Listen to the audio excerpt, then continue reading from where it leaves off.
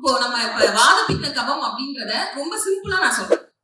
உங்களோட தன்மை நீங்களே தெரிஞ்சுக்கிற மாதிரி. வாதத்திலே உச்சகட்டமான ஒரு வாதம் சார்ந்த ஒரு பர்சனை நான் சொல்றேன். வாதம்னா ஒண்ணும் இல்ல, காத்து. படப்படன்னு வேகமா நடப்பாங்க, ரொம்ப எக்ஸ்பிரசிவா இருப்பாங்க. சினிமாக்காரங்க அத்தனை பேரும் வாதம்.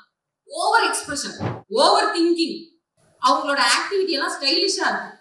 வாதம் சார்ந்தவங்க ஏன்னா ரொம்ப எக்ஸ்பிரசிவா இருப்பாங்க, தன்னை வந்து வெளிப்படுத்தக்கூடியவங்களா இருப்பாங்க. அவங்களால கையை அசைக்காம பேசவே முடியாது, அவங்க உடம்ப அசைக்காம மூவ் பண்ணாம பேசவே முடியாது. ஏன்னா காற்று இல்லையா, மூவ் ஆகிக்கிட்டே இருப்பாங்க.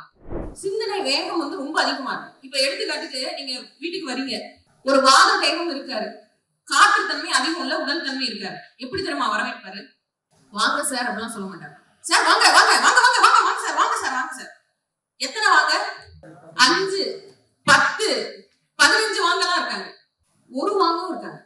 வாங்க சார் அப்படின்னு ஒரு வாங்க சொல்றவங்களும் இருக்காங்க, 15 வாங்க சொல்றவங்களும் இருக்காங்க. இந்த 15 வாங்க இருக்கு இல்லையா, 5 10 15, இது எவ்வளவுக்கு எவ்வளவு இன்க்ரீஸ் ஆகிக்கிட்டே போதோ அவ்வளவுக்கு அவ்வளவு அதிகமான வாத வீகம்.